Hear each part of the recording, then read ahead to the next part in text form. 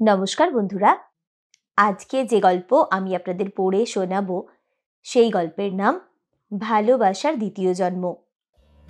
ধবধবে সাদা দেওয়ালের শোবার ঘরের একটা দেওয়াল ঘেঁষে যে গাঢ় বাদামি লেদারের সোফাটা আছে, মঞ্জিমা সেখানে শুয়েছিল। তার পরনে একটা হলদে রঙের নরম সুতির শাড়ি আর সবুজ ব্লাউজ। পায়ের কাছে শাড়িটা একটুখানি উঠে গেছে। তার বাঁ পায়ে একটাই মাত্র সরু সোনার নুপুর। নিলয়ের মা তাকে নুপুরটা দিয়েছিলেন গতকাল তাদের পারিবারিক ঐতিহ্যের প্রতীক হিসেবে। আগেরবার কিন্তু তিনি এটা দেননি। নিলয় ঘরে এসেছিল মঞ্জিমা ঘুম থেকে উঠেছে কিনা দেখতে। সে চায়ের জল চাপিয়ে এসেছে। নিলয় অবশ্য জানে না মঞ্জিমা আদৌ চা খায় কিনা সকালে। গতকাল কোর্টে তার আর মঞ্জিমার বিয়ে হয়েছে। তারপর তাদের দুজনের মা বাবারা সেখান থেকেই নিজেদের বাড়ি চলে গিয়েছেন, আর তারা দুজনে চলে এসেছিল তাদের গঙ্গার ধারের এই ফ্ল্যাটে। দূর থেকে দেখা যায় নদীটা, হাওয়াও আসে দারুণ। নিলয় একটু ইতস্তত বোধ করছিল যে মঞ্জিমাকে ডাকবে কিনা তা ভেবে। সোফায় শুয়ে থাকা মেয়েটি আইনত তার স্ত্রী হলেও এখনো তাদের দুজনের মধ্যে সহস্র যোজন দূরত্ব। নিলয় আরেকবার আর চোখে মঞ্জিমার দিকে তাকালো। তার শুয়ে থাকার ভঙ্গিটি বড্ড মায়াময়। বেশিরভাগ মেয়েই নিজের মুখ বা শরীরের বাকি অংশের যতটা যত্ন করে, পায়ের বোধহয় ততটা নয়। তেমনটাই নিলয় শুনেছে বা দেখেছেও একজনকে খুব কাছ থেকে। কিন্তু এই মেয়েটির পরিষ্কার পা দুটি দেখলেই মনে হয় খুব নরম আর যত্নে থাকে তারা। পায়ের পাতায় কেমন একটা গোলাপি আভা। নিলয় একটা সাবধানী নিঃশ্বাস ফেলে ঘর থেকে বেরিয়ে রান্নাঘরের দিকে গেল। কি একটা ভেবে সে আরেকটু জল দিল চায়ের জন্য। যদি না খায় দেখা যাবে। আপাতত সে 2 কাপ চা বানানোই মনস্থির করল। এমন সময়ে রান্নাঘরের দরজায় ছায়া দেখে সে মুখ ঘুরিয়ে তাকালো। মঞ্জিমা ভীষণ আড়ষ্ট হয়ে কেমন একটা অপরাধী মুখ করে দাঁড়িয়ে। নিলয়কে তাকাতে দেখেই বলল, আপনি উঠে পড়েছেন? আমাকে 2 মিনিট সময় দিন, আমি এসে চা জলখাবার সব বানিয়ে দিচ্ছি। আসলে নতুন জায়গা তো, ভোরবেলা চোখটা একটু লেগে গিয়েছিল। নিলয় হেসে উত্তর দিল, আরে তাতে কি হয়েছে, আপনি এত কুণ্ঠিত হবেন না। নিশ্চিন্তে ফ্রেশ হয়ে আসুন। আমার নিজের কাজ নিজে করাই অভ্যেস। আপনি চা খান তো সকালবেলা? আমার কিন্তু সকালবেলা পাতলা সুগন্ধি লিকার চা ভালো লাগে। আপনি কেমন চা খান বলুন, আমি বানিয়ে দিচ্ছি। মঞ্জিমা কেমন একটা অবাক চোখে তাকালো, তারপর বলল, আমিও তাই খাবো। মঞ্জিমার টেবিলে এসে বসার আগেই চায়ের সাথে নিলয় অভ্যস্ত হাতে ঝটপট করে অমলেট আর স্যান্ডউইচ বানিয়ে ফেলল তাদের দুজনের জন্য। নিলয় মঞ্জিমাকে খাবার দিয়ে নিজের প্লেট আর চা নিয়ে তার উল্টো দিকের চেয়ারে বসল। কিভাবে কথা বলবে নাকি কিছুই বলবে না ভেবেই পাচ্ছিল না নিলয়। মঞ্জিমা মুখ নিচু করে খাচ্ছিল। তারপর সে নিজেই বলল, চাটা কিন্তু সত্যি ভীষণ ভালো হয়েছে। আপনি আমাকে দেখিয়ে দিন রান্নাঘরে কোথায় কি রাখা, আমি দুপুরের খাবার বানিয়ে নেব। নিলয় বলল, আপনি এত ব্যস্ত হবেন না, বাড়িতে তেমন বিশেষ কিছু নেই। আসলে আজ তো রবিবার, আমি প্রতি রবিবার বাজার করি সারা সপ্তাহের জন্য, আর এই দিনটা মোটামুটি সারা সপ্তাহের গোছগাছ করতে করতেই চলে যায়। তাই আজ আমি বাইরে থেকে অর্ডার করে কিছু আনিয়ে নিই দুপুরবেলা। আপনার আপত্তি না থাকলে আপনিও আমার সাথে বেরোতে পারেন। মঞ্জিমার মুখটা উজ্জ্বল হয়ে উঠল। বলল, আমি এক্ষুনি তৈরি হয়ে নিচ্ছি, আমার বাজার করতে দারুণ ভালো। কথাটা হঠাৎ অসমাপ্ত রেখেই সে একটু থতমত খেয়ে চুপ করে গেল। নিলয় মন দিয়ে তার কথা শুনছিল। তাকে চুপ করে যেতে দেখে বলল, দেখুন মঞ্জিমা, আপনার জড়তার কোনো কারণ নেই। আপনার যা মনে হয় আপনি আমাকে বলতে পারেন কোনো দ্বিধা ছাড়াই। আমি জানি আমাদের দুজনেরই এই নতুন সম্পর্ক নিয়ে অনেক দ্বিধা দ্বন্দ্ব কাজ করছে মনের মধ্যে। আসলে দুজনেই ঘর পোড়া তো, তাই ভয় থাকাটা স্বাভাবিক।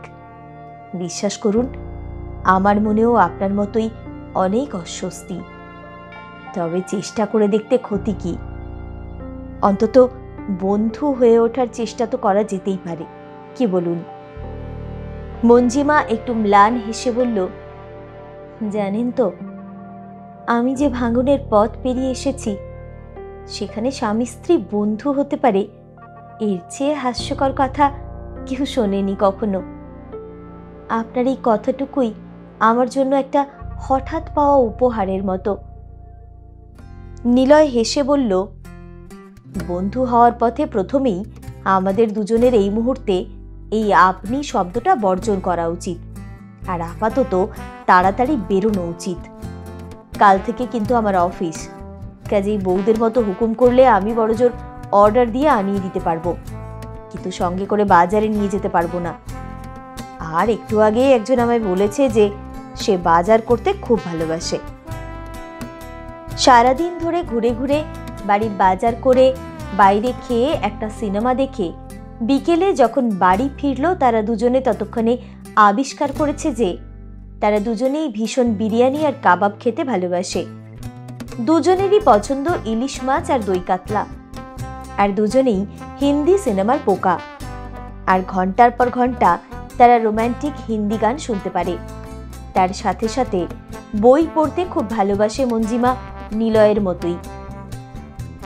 পরের দিন নিলয় অফিসে বেরোনোর আগে মঞ্জিমা জিজ্ঞেস করলো, আমি কি তোমার বইয়ের আলমারিটা খুলে দু একটা বই নিতে পারি পড়ার জন্য?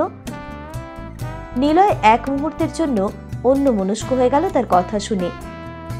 তার এই বই পড়া আর বই কেনা নিয়ে বাড়িতে কত অশান্তি করত নীনা। সে বলতো, যাদের জীবনে কোনো উচ্চাকাঙ্ক্ষা নেই তারা এইভাবে বই পড়ে সময় নষ্ট করে অপদার্থের মতো। নিলয়কে থতমত দেখে মঞ্জিমা তাড়াতাড়ি বলে উঠল, না না, তোমার যদি আপত্তি থাকে তাহলে আমি হাত দেব না। নিলয় বলল, যা, আপত্তি হবে কেন, বই তো পড়ার জন্যই। শোনো, এই বাড়িতে তোমার যা ইচ্ছে তুমি করতে পারো, এত ভাবার দরকার নেই।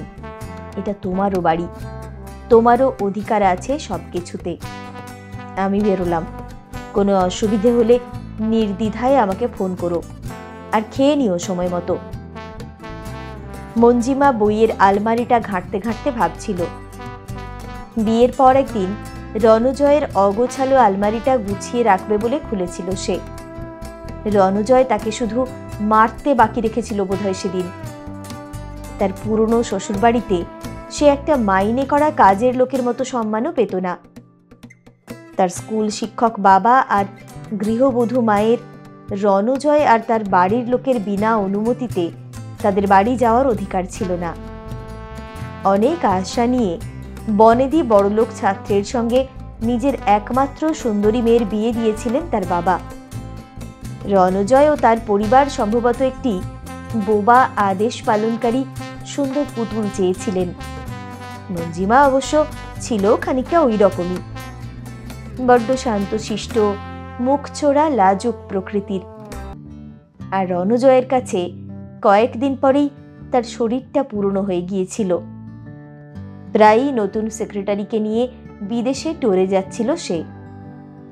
সে বছর দুর্গাপুজোর সময়ে একদিনই তার বাবা মার তার শ্বশুর বাড়ির পুজোয় আসার অনুমতি মিলেছিল, বাড়ির গুরুদেব আসবেন বলে। বাড়ি ফিরে আসার আগে তার মায়ের চোখে পড়ে গিয়েছিল রণজয় আর তার মায়ের তাকে রাত্রিবেলা গুরুদেবের কাছে যেতে বলার আদেশ দেওয়া। স্তব্ধ হয়ে গিয়েছিল মঞ্জিমা এই কদর্য রূপে। তার শান্তশিষ্ট মা সেদিন মা দুর্গার রূপ ধারণ করে বাড়ি শুদ্ধ সবার সামনে দিয়ে তাকে বাড়ি ফিরিয়ে এনেছিলেন। বাবা একদম বোবা হয়ে গিয়েছিলেন প্রিয় ছাত্রের এই নতুন চেহারা দেখে। মঞ্জিমা বাবার কষ্টের কথা ভেবে আড়াল করে রাখত বেশিরভাগ যন্ত্রণা। অনেক ঝামেলার পর বিয়ের 1 বছর 5 মাস 3 দিনের মাথায় সম্পর্কটা থেকে মুক্তি পেয়েছিল সে। তারপর আরও 1 বছর কেটে গেলেও ক্ষতচিহ্নগুলো মনের মধ্যে আজও কদর্যভাবে নাড়া দেয়। মাস 8 আগে সে একটা স্কুলে যোগ দিয়েছে। এখন অবশ্য গরমের ছুটি চলছে তার। মনের মধ্যে অস্থির লাগে তার। নিলয় কি সত্যি অতটাই ভালো মানুষ যতটা তাকে লাগে? ভয় পায়, আসলে বড্ড ভয় পায় সে। নিলয়ও ভাবে কাজের ফাঁকে ফাঁকে আজকাল, মঞ্জিমা কি সত্যি অতটাই ভালো মেয়ে, সরল মনের, যতটা তাকে দেখে মনে হয়? আবার বিশ্বাস করতে, ভালোবাসতে, ভরসা করতে ইচ্ছে করে নিলয়ের। ইচ্ছে করে একটা সুন্দর জীবনের স্বপ্ন দেখতে ভালোবাসার মানুষের হাত ধরে।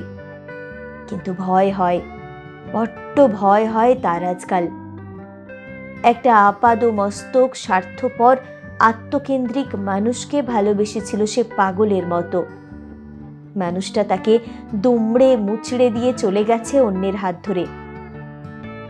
আচ্ছা, ভালোবাসা কি দ্বিতীয়বার হয়? এই মেয়েটাকে তার এত ভরসা করতে, বিশ্বাস করতে ইচ্ছে হয় কেন তার আজকাল? নীনা আর তার 2 বছরের বিবাহিত জীবনে বাবা মা এসে তার কাছে 2 সপ্তাহও কখনো থাকতে পারেননি নীনার দুর্ব্যবহারে। সহপাঠিনী নীনা তার নিজের পছন্দের মানুষ ছিল, তবে ব্যবসায়ী পরিবারের মেয়ে তো লাভ লোকসানটা ভালোই বুঝতো, আর কিছু বুঝুক আর না বুঝুক। কি সে নিজের ভালো হবে, কি করলে সে নিজে ভালো থাকবে, কি কি তার চাই, এসব সে খুব ভালো হিসেব রাখত। মঞ্জিমা আর নিলয়ের বিয়ের পর 3 মাস কেটে গেছে। মঞ্জিমা স্কুল থেকে ফিরে কোনোদিনও নিলয়ের পছন্দের খাবার বানাতে ভুল করে না। তেমনি নিলয়ও রোজ সকালে মঞ্জিমার ব্যাগে নিজের হাতে করে বানিয়ে গুছিয়ে দেয় তার প্রিয় টিফিন। নিলয়ের মতোই মঞ্জিমা খুব নিপুণ, পরিপাটি, গোছানো মেয়ে। দুজনেই ধীর স্থির, তীর তীর করে বয় তারা বহমান শান্ত নদীর মতো। সেদিন অফিস থেকে ফিরে নিলয় দেখল মা বাবা এসেছেন, তার সঙ্গে মঞ্জিমার মা বাবাও। বাড়িতে বেশ একটা জমজমাট আড্ডা হচ্ছে। মঞ্জিমাকে এত হাসি খুশি দেখাচ্ছে। নিলয়ের মা তাদের বিয়েটা ঠিক করেছিলেন। নিলয়ের মা আর মঞ্জিমার মা একই গ্রামের মেয়ে ছিলেন, কাছাকাছি বাড়ি ছিল তাদের। সেই সূত্রেই কিভাবে যোগাযোগ হয় তাদের বিয়ের। একটা সপ্তাহ হই হই আনন্দে কিভাবে যেন ঝড়ের গতিতে কেটে গেল।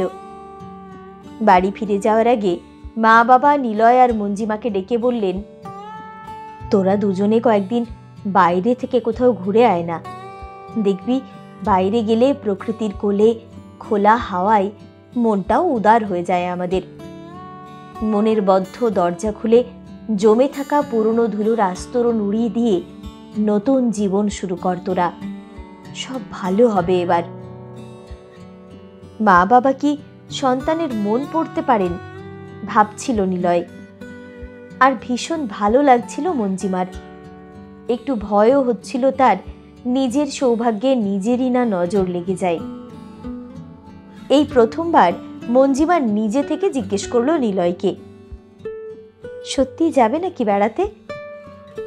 নিলয় তার মুখের দিকে তাকিয়েই পরিষ্কার অনুভব করতে পারল তার মনের ইচ্ছেটা। সে বলল, যাওয়া যেতেই পারে, কিন্তু কোথায় যাবে বলো তো? তারপর কোনো রকম প্রস্তুতি ছাড়াই দুজনে একসঙ্গে বলে উঠল, জঙ্গল। তাদের দুজনের বন্ধুত্ব হচ্ছিল ঠিকই, কিন্তু স্পর্শ করেনি কেউ কাউকে আজ পর্যন্ত। কেমন একটা অলিখিত নিয়মে আলাদাই ঘুমোতো তারা। দুজনেরই ভীষণ ভালো লাগছিল জায়গাটা। রাজস্থানে জঙ্গলের মধ্যে এই ফোর্ট হোটেলের নির্জনতা, চারপাশের ঘন সবুজের সমারোহ, পাখির ডাক, অদ্ভুত মুগ্ধতায় মুজেছিল মন। রাতের বেলা নিজেদের রুমের লাগোয়া প্রশস্ত ব্যালকনিতে দাঁড়িয়ে নিঝুম কালো জঙ্গলের নিঃশ্বাসের সঙ্গে গাছপালার ফাঁক দিয়ে উঁকি মারা চাঁদ দেখছিল মঞ্জিমা। নিলয় এসে তাকে পেছন থেকে জড়িয়ে ধরে তার কাঁধে মুখ ডোবাল। একটুও অবাক হলো না বা চমকালো না মঞ্জিমা। সে যেন জানতো ঠিক এমনটাই হওয়ার কথা ছিল। নিলয় বলল, জানো তো, ভগবান বোধহয় মাঝে মাঝে আমাদের পরীক্ষা করার জন্য ভুল মানুষকে আমাদের জীবনে পাঠান, যাতে ঠিক মানুষটার সাথে আমরা কোনোদিনও কোনো অন্যায় না করি। এতদিন ভয় পেতাম, কিন্তু আজ বুঝতে পারছি ভয় পেয়ে ভালোবাসাহীন একটা জীবন কাটানোর কোনো মানে নেই। এমনিই আমাদের জীবনে ভালোবাসার সময় বড্ড দেরি করে এলো। মঞ্জিমা তার দিকে ঘুরে উত্তর দিল, কথা দিলাম আমি তোমাকে কোনো দিনও কোনো কষ্ট দেব না। এই জন্মে তো আমাদের একটু দেরি করে দেখা হলো, কিন্তু পরজন্ম বলে যদি কিছু থাকে, তবে সেই জন্মের জন্য আমি ভগবানের কাছে তোমাকে এই জন্মেই চেয়ে রাখলাম।